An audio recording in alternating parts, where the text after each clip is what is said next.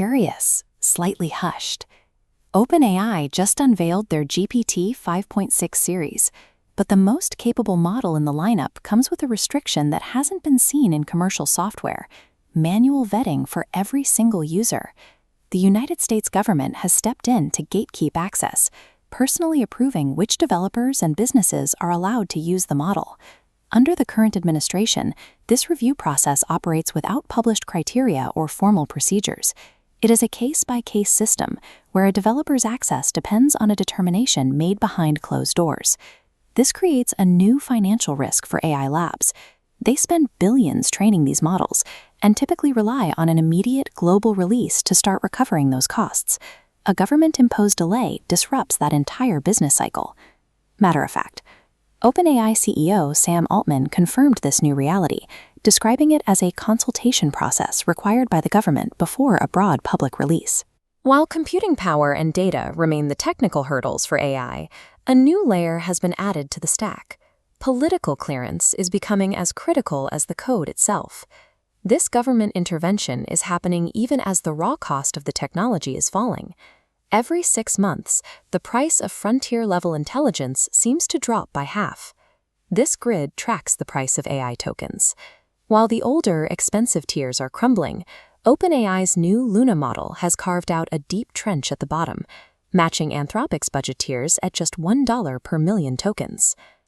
Many developers believe that if corporate models are restricted, open-source alternatives will simply catch up and provide an easy way around the bottleneck. However, a deep analysis of 18 different benchmarks shows a remarkably consistent gap. This racetrack visualizes the data.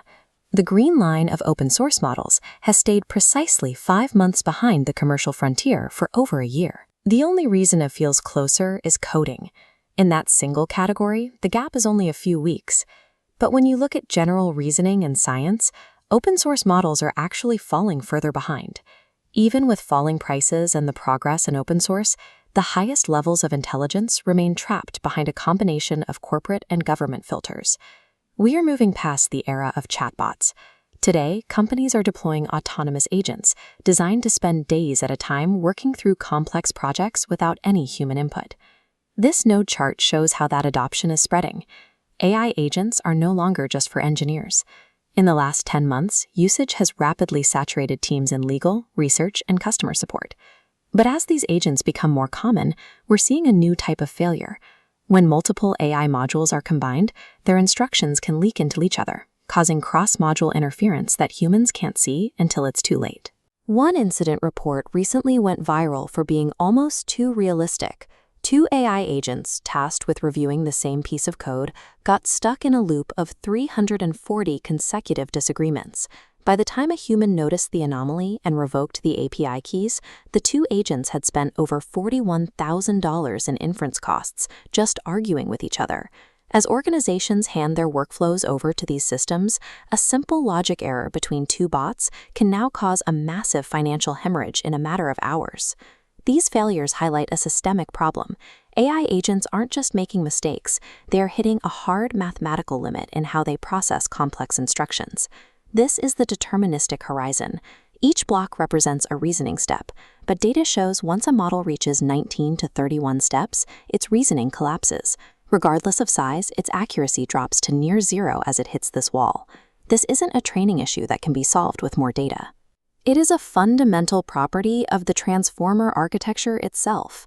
To solve problems more complex than 30 steps, an agent cannot simply think harder.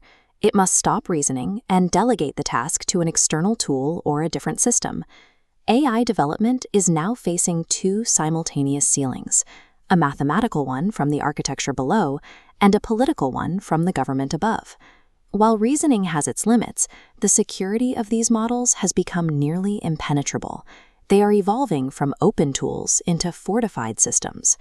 Researchers recently put this to the test with Claude Opus 4.6, inviting 2,000 hackers to try and trick the AI into revealing protected secrets. Out of 6,000 distinct attack attempts, not a single hacker succeeded. The internal safeguards held firm against every prompt injection and social engineering trick. This fortification is why the U.S. government now treats these models as critical national infrastructure, applying the same level of oversight usually reserved for defense systems. The strategy has shifted. The government isn't just interested in how AI is made, it is focused on controlling exactly who is allowed to use it.